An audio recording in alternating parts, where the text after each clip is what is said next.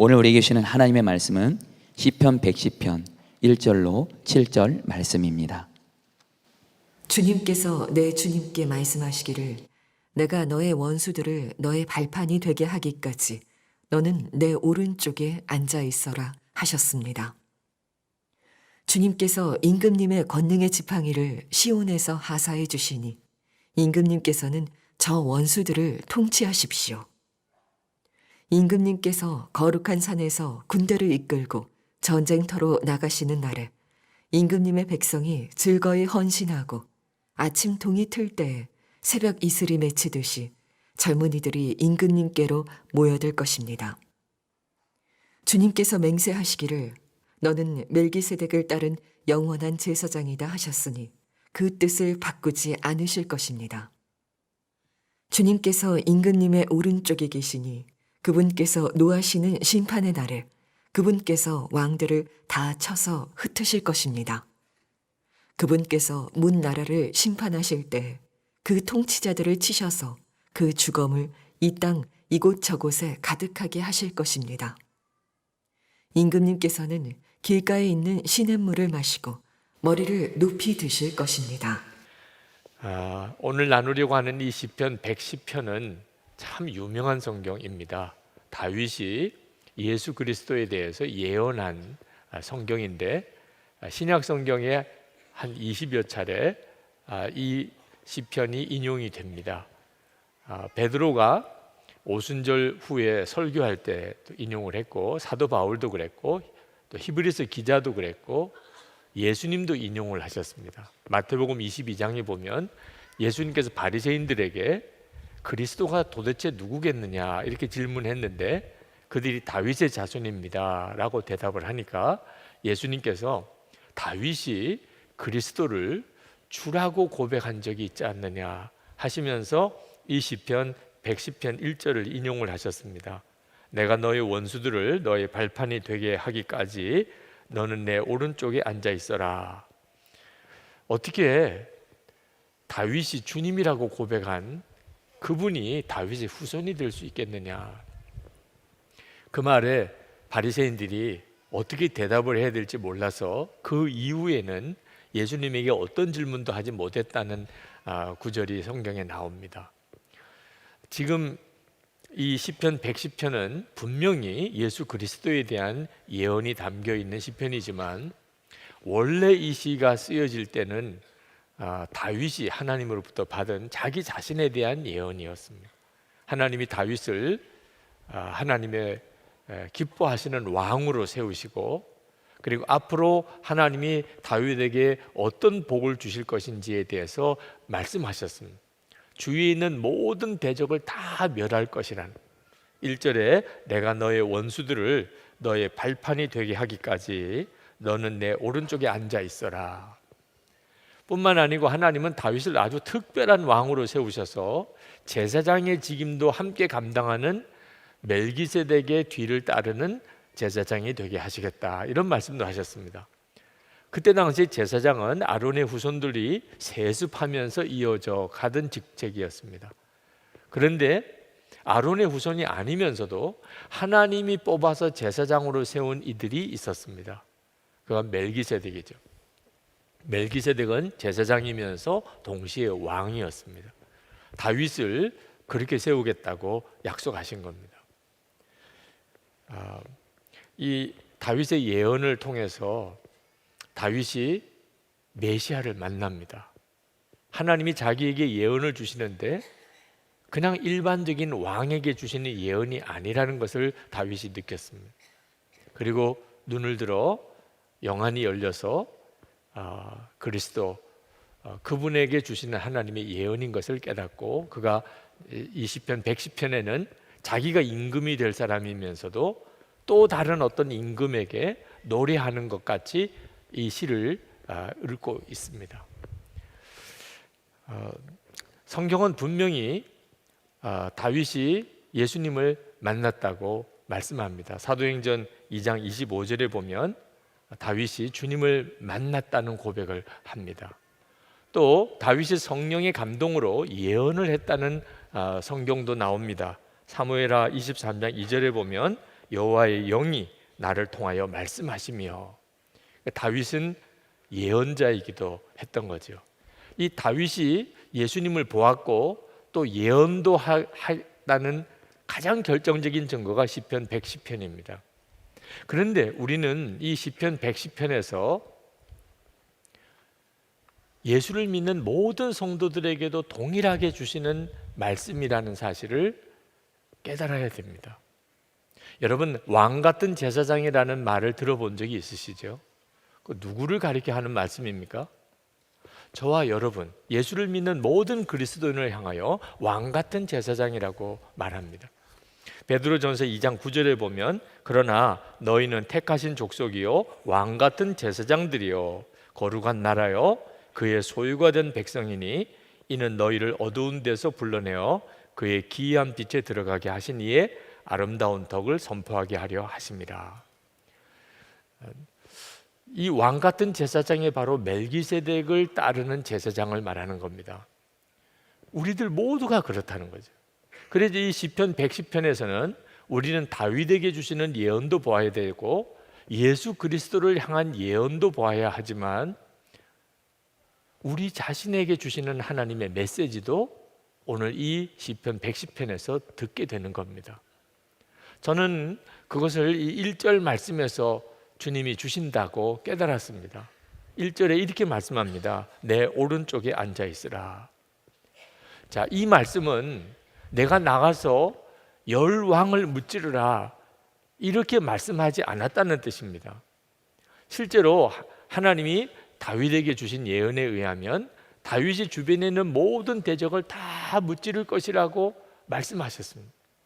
그렇다면 논리적으로 그러니 이제 너는 용기를 내어서 대적들 앞에 담대히 나가서 그들을 물리치거라 뭐 이렇게 해야 이게 말이 논리적으로 맞잖아요.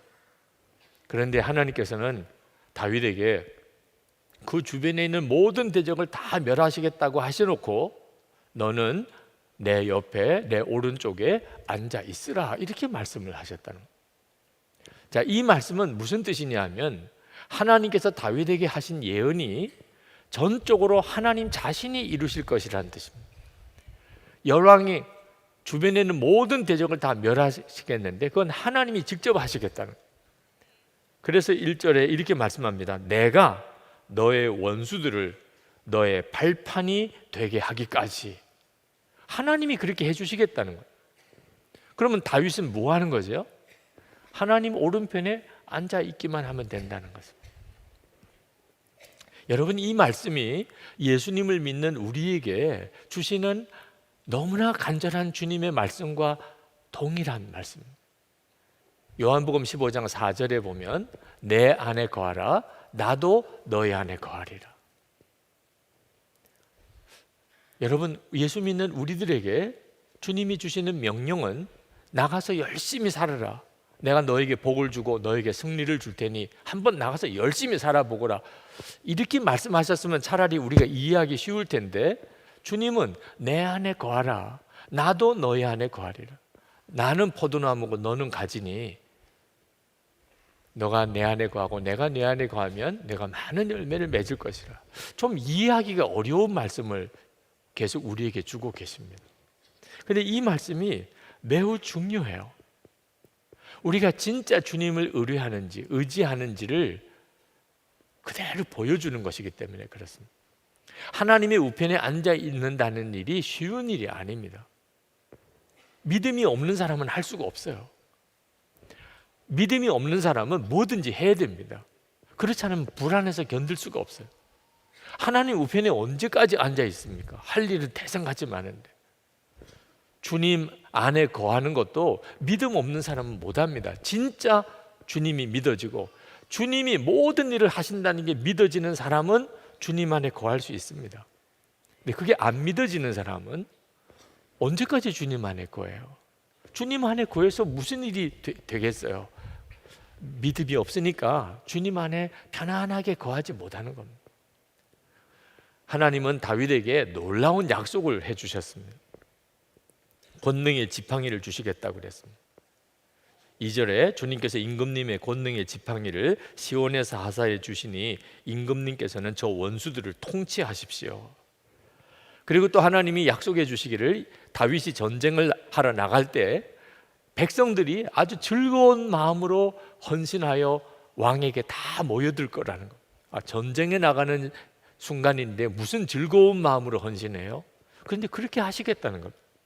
3절에 보면 임금님께서 거룩한 산에서 군대를 이끌고 전쟁터에 나가시는 날에 임금님의 백성이 즐거이 헌신하고 아침동이 들 때 새벽 이슬이 맺히듯이 젊은이들이 임금님께로 모여들 것입니다. 주변에 있는 모든 대적 하나님이 친히 다 멸하시겠다고도 약속하셨습니다. 5절부터 7절에 보면 주님께서 임금님의 오른쪽에 계시니 그분께서 노하시는 심판의 날에 그분께서 왕들을 다 쳐서 흩으실 것입니다. 그분께서 문나라를 심판하실 때 그 통치자들을 치셔서 그 죽음을 이 땅 이곳저곳에 가득하게 하실 것입니다. 임금님께서는 길가에 있는 시냇물을 마시고 머리를 높이 드실 것입니다. 다윗이 전쟁터에 나가겠지만 그 전쟁에서 왕들을 대적들을 다 멸하실 분은 하나님 자신이시라. 이 놀라운 약속이 주어졌는데 더 중요한 문제는 다윗이 그 사실을 진짜 믿을 수 있느냐 하는 거예요. 하나님이 권능의 지팡이도 주시고 그리고 백성들이 즐거운 마음으로 군대로 자원하여 헌신하고 왕께서 하나님께서 친히 모든 대적을 다 멸하시겠지만 너가 그것을 믿을 수 있느냐. 하나님께서 다윗에게 내 오른편에 앉아 있으라는 말은 아무것도 하지 말라는 뜻이 아니고 모든 역사는 하나님이 하신다는 것을 완전히 신뢰하라는 것입니다. 여러분, 이것은 예수 믿는 우리들이 이 세상을 어떤 방식으로 살아가야 되는지를 그대로 보여주는 것입니다. 우리는 세상 사람과 사는 방식이 완전히 다릅니다. 가장 뚜렷한 것은 주님을 정말 신뢰하는 것입니다. 역사는 주님이 하신다는 걸 정말 믿는 겁니다.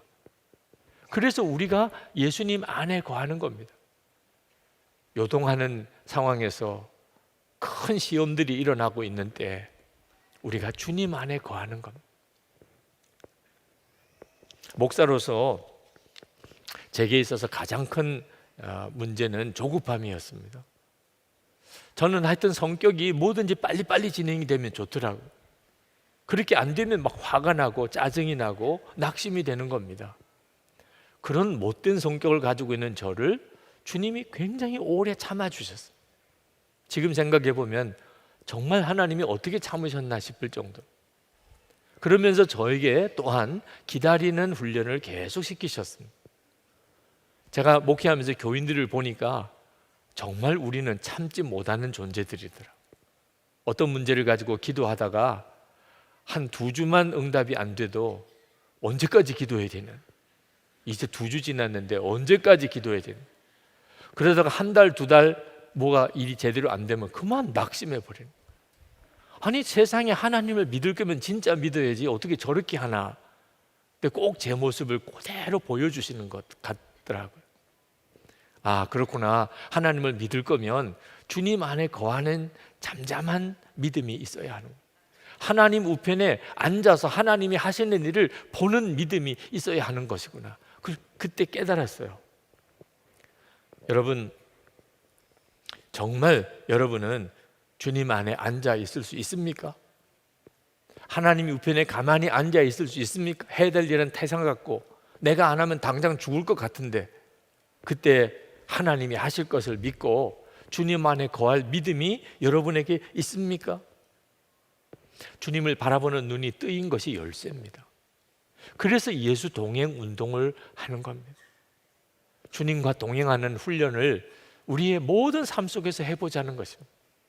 그래야 결정적인 순간에 하나님께서 모든 것을 하시려고 시작하셨는데 우리가 하나님 우편에 믿음으로 가만히 앉아 있어야 될 그때 순종할 수 있는 것입니다.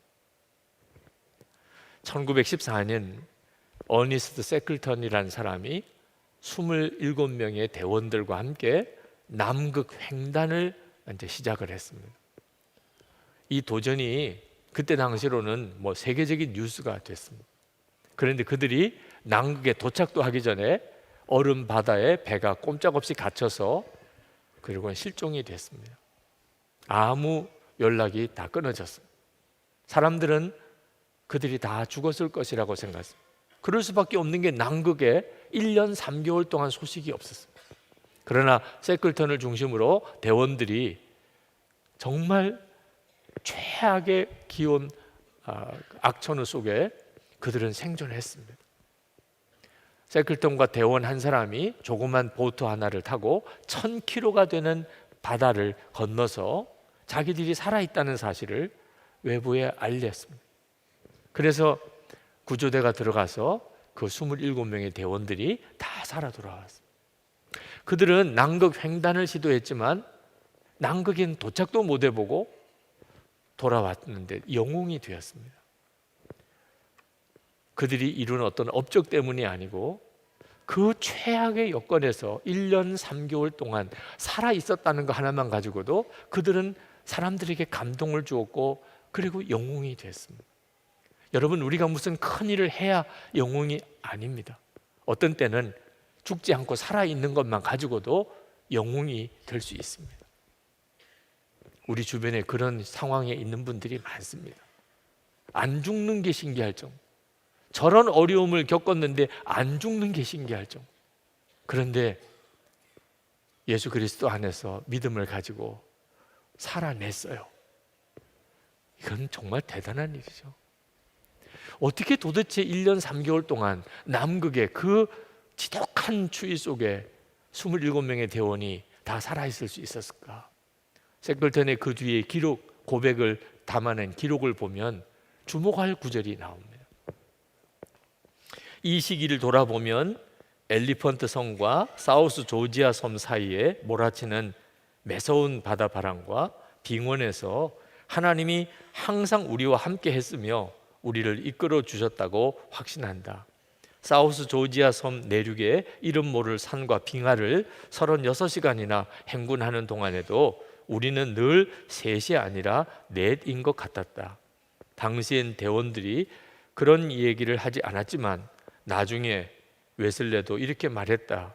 대장님, 산을 넘을 때 왠지 또 다른 누군가가 옆에 있는 듯한 이상한 기분이 들었습니다. 이 세클턴과 그 대원들이 그 최악의 상황에서 살아낼 수 있었던 것은 주님이 함께 계시는 것을 그들이 느꼈기 때문에. 여러분, 주님이 함께 계시는 것이 진짜 믿어지는 것은 정말 놀라운 일입니다. 그때 비로소 우리는 주님께 우리 문제를 정말 맡기고 쉼을 얻을 수 있습니다. 믿음이 대단한 것입니다. 주님께 완전히 맡기는 믿음, 주님 안에 거하는 믿음은 절대로 작거나 나약한 믿음이 아닙니다. 여러분, 예수님이 함께 하심을 정말 믿으셔야 합니다. 우리가 예수 믿은 축복은 죄사함을 받은 은혜가 있습니다. 하나님의 자녀가 되는 권세가 되는 것도 엄청난 은혜입니다.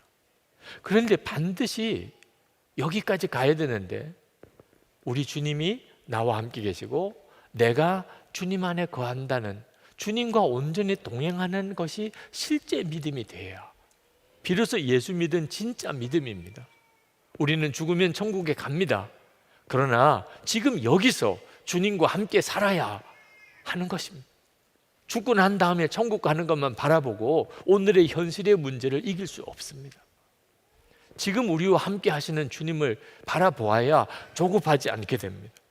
시편 37편 7절에 여호와 앞에 잠잠하고 참고 기다리라. 이게 우리에게 주신 하나님의 말씀입니다.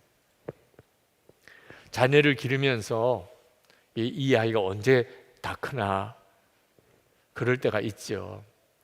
근데 어느 순간에 뛰어다녀서 쫓아다니기도 힘들 정도가 됩니다. 하나님 언제 역사하시나, 언제 응답하시나 그럴 때가 있습니다. 근데 여러분 보십시오. 하나님이 역사하기 시작하면 그 다음엔 도대체 하나님이 하시는 일을 쫓아갈 수도 없을 정도로 버거울 때가 있습니다. 하나님은 우리 안에 반드시 주의 일을 행하십니다. 우리가 잠잠히 주님 안에 거하는 일이 필요합니다. 그러나 여전히 여러분 중에는 정말 주님 안에 거하기만 하면, 진짜 주님만 믿기만 하면 주님이 역사하실까? 안 믿어지는 분들이 있으실 거예요. 우리가 정말 주님 안에 거하기만 하면 주님께서 모든 일을 행하실 것이라는 그 믿음의 눈을 열어주는 책이 한 권 이번에 발간되었습니다. 바디 바이블이라고 하는 책, 이창우 장로님이 쓰신 책, 정형외과 의사이십니다. 저는 이 책을 읽으면서 굉장히 많은 도전도 감동도 받았습니다. 특별히 첫 번째 나오는 잠에 대한 설명을 들으면서 정말 귀한 책이다, 그런 생각이 들었어요. 오늘 우리에게 하나님이 던져주신 질문, 정말 주님 안에 거하기만 하면 되나 하는 것에 대해서 명확하게 설명해 주고 있었습니다. 여러분, 하나님은 우리를 창조하시고 그리고 살아가게 하시는데 하루에 3분의 1 정도는 반드시 잠을 자게 하셨습니다. 이건 모든 생물들이 마찬가지입니다. 아무것도 하지 않는, 모든 것을 다 내려놓고, 심지어 생각까지도 다 내려놓고 꼼짝하지 않고 죽은 것처럼 매일 6시간에서 8시간은 자도록 그렇게 만든 것. 이건 너무 신기하지 않습니까? 하나님이 왜 굳이 그렇게 만드셨어요? 잠 안 자고 살면 얼마나 시간이 많겠습니까? 근데 하나님은 3분의 1 반드시 아무것도 하지 않고 그냥 모든 의식 다 내려놓고, 그리고 정말 죽은 듯이 가만히 누워있게 하셨습니다. 근데 참 놀라운 것은 그렇게 아무것도 하지 않고 누워있기만 하는데 하나님은 우리 몸을 그 잠자는 기간 동안 다 회복시키시고, 하루 동안의 피로를 다 씻으시고, 우리의 장기가 다시 새롭게 만드시고, 우리의 몸의 기력을 다시 다 회복시키시고, 그리고 아침에 눈을 뜨고 벌떡 일어나게 하시는, 이건 정말 놀랍잖아요. 우리는 아무것도 하지 않고 잠만 자고 있는데 해는 지고, 그리고 달이 뜨고, 별이 뜨고 지고, 새로운 하루의 해가 떠오릅니다. 우리가 한 게 아무것도 없어요. 그런데 저녁이 되고 아침이 되는 그 모든 일들을 하나님이 운행하고 계십니다. 정말 놀랍잖아요. 우리가 살아가는 우리의 인생도, 그리고 우리가 사는 이 세상도 실제로는 하나님이 다 움직이시는 것을 우리에게 말씀하고 계세요. 정말 주님 안에 거하기만 하면 주님이 모든 것을 책임져 주실까? 잠자면서 그것도 모르세요? 여러분이 잠자는 것이 그대로잖아요. 우리가 그냥 주님 안에 거합니다. 잠은 하나님이 우리를 향한 초청이에요. 쉬라, 내 품에 안기라. 이제 너희들의 모든 수고, 고민, 염려 다 내려놓으라. 내 품에 안겨. 그런 하나님의 초청이잖아요. 아직도 나는 죽고 예수로 사는 복음을 잘 이해 못하겠다 하시는 분 있습니까? 여러분, 나는 죽고 예수로 사는 복음이 그대로 잠자는 거잖아요. 잠잘 때 여러분은 죽는 거잖아요. 아무것도 하지 않잖아요. 모든 의지, 노력 다 내려놓잖아요. 그러므로 여러분, 잠자리에 들 때 주님, 저는 이제 죽음으로 주님 안에 안깁니다. 아무것도 저는 하지 않습니다. 의식조차도 이제는 다 사라집니다. 주님께 완전히 맡깁니다. 주님, 제가 다시 새 삶을 살게 해주시옵소서. 그리고 잠자리에 드시기를 바랍니다. 우리 주님이 무엇을 먹을까 입을까 염려하지 말라 하시고, 공중의 새를 보라, 저 들판에 있는 풀을 보라, 꽃을 보라, 다 누가 먹이고 입히냐? 하나님이 하신다, 그렇게 말씀하셨잖아요. 우리는 그것을 잠을 잘 때마다 경험하는 것입니다. 정말 하나님이 그렇게 하시잖아요. 지금까지 여러분이 그렇게 사셨잖아요. 오늘날 현대인들은 무엇을 먹을까 무엇을 입을까 걱정하고 염려하는 바람에 잠을 제대로 못 잡니다. 공부하는 것 때문에 또 잠을 제대로 못 잡니다. 놀 게 너무 많아서도 잠을 제대로 못 잡니다. 하나님이 주시는 엄청난 은혜를 걷어차고 사는 거예요. 밥 문화가 발달되고 잠을 제대로 안 자는 그런 문화는 다 타락한 문화잖아요. 하나님을 완전히 신뢰하는 경험을 매일 합니다. 우리는 잠을 자면서 나는 죽고 예수로 사는 그 복음을 매일 경험합니다. 아직도 여러분 안에는 예수님께 완전히 맡기는 믿음이 아니신 분들이 있을 것입니다. 오늘부터 여러분이 잠을 잘 때, 아, 지금이 바로 이 느낌이구나. 예수님께 완전히 맡긴다는 것. 이게 이 느낌이구나. 때때로 잠이 안 올 때가 있습니다. 너무 억울하고, 너무 슬프고, 너무 답답할 때. 어떤 때는 자다가 잠깐 깼는데 더 이상 잠이 안 올 때가 있습니다. 자야 되는데 잠이 안 오는, 말하고 싶은데 말 못하는 그 답답함. 이 선한 목자교회 담임 목사가 되면 말 못할 게 많습니다. 설교 때 다 했다가는 큰 시험 들 일도 많습니다. 자다가 벌떡벌떡 깰 때도 있습니다. 그때마다 주님, 나는 죽었습니다. 자야 되잖아요. 그래야 내일 또 설교도 하고 사역도 하죠. 그때마다 주님, 저는 죽었습니다. 그렇게 고백하고 다시 잠들 때가 여러 번 있었습니다. 여러분, 이 복음이 정말 놀라운 복음입니다. 동물 중에 물에 빠져 죽는 유일한 동물이 인간이랍니다. 다른 동물은 수영을 안 배워도 물에 빠지면 본능적으로나 헤엄을 쳐서 나온대요. 그런데 사람은 물에 빠뜨리면 허우적대다가 죽습니다. 죽고 나면 떠요. 원래 우리 몸 구조 속에 폐에 주먹만한 공간이 있어서 물에 뜨게 돼 있대요. 그런데 왜 물에 빠져 죽습니까? 물에 맡기지를 못하는 거예요. 물에 빠지는 순간에 물에 자기를 맡기지를 못하는 거예요. 우리가 예수 그리스도 안에 살면서도 예수님에게 우리 자신을 맡기지 못하고 잠도 제대로 못 자고 고민하고 염려하고 걱정하고 몸부림치고 그러다가 건강도 상하고 혈관도 막히고, 왜 그렇게 살아야 하죠? 하나님이 다윗에게 주셨던 이 왕으로 세우실 때 주셨던 예언은 믿어지지 않을 정도로 사실 간단한 거예요. 내 오른편에 앉아 있으라. 내가 다 할 테니 너는 내 오른편에 앉아 있으라. 예수 그리스도를 믿고 우리에게 주시는 주님의 말씀도 믿어지지 않을 정도로 간단해요. 내 안에 거하라. 나도 너희 안에 거하리라. 여러분, 오늘부터 이제 진짜 주님 안에 거하는 삶을 사시기를 축복합니다. 주님께서 항상 함께 하시는 것을 믿으셔야 합니다.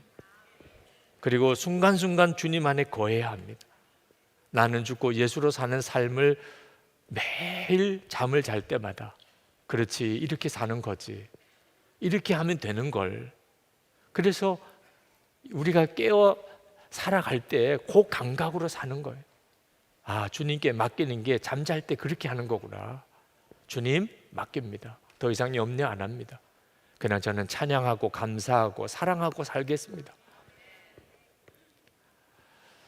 그러면 매일매일의 삶이 결코 힘들기만 한 삶 아닙니다.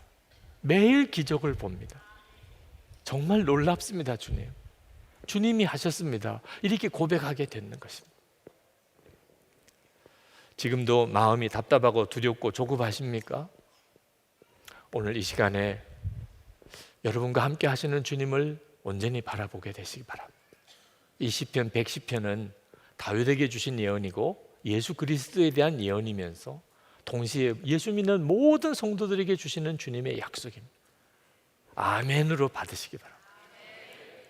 우리 다 자리에 일어나셔서 하나님 앞에 찬양하고 그리고 기도하겠습니다. 나의 안에 거하라, 나는 내 하나님이니 찬양하시겠습니다.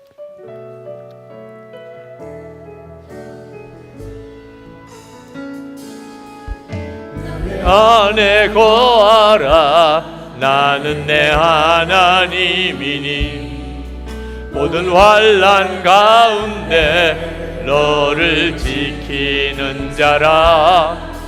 두려워하지 말라. 내가 널 도와주리니 놀라지 말라. 내 손 잡아주리라. 내가 너 안에 거하라. 나는 내 하나님이니 모든 환난 가운데 너를 지키는 자라. 두려워하지 말라. 나가 널 도와주리니 놀라지 말라. 내 손 잡아주리라.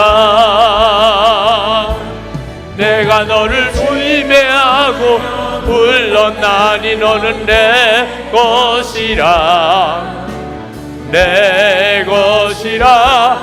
너의 하나님이라.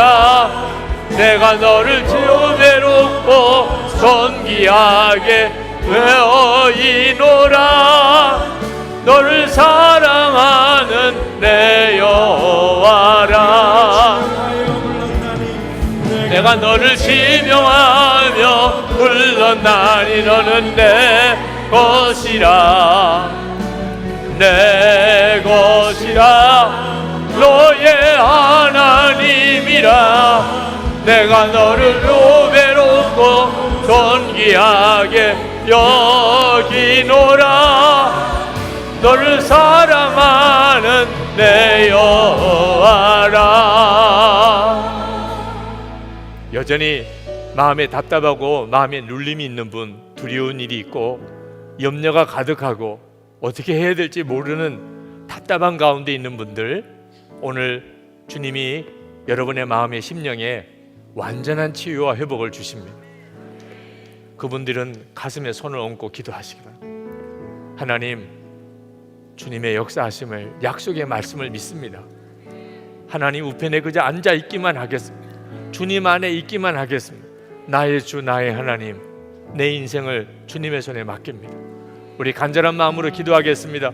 은혜와 사랑이 충만하신 아버지 하나님, 놀라우신 하나님의 은혜와 하나님의 역사하심을 하나님 간구한 하나님의 능하신 손에 우리를 사로잡아 주시기 원합니다. 하나님의 능력의 손에 우리를 붙잡아 주시기 원합니다.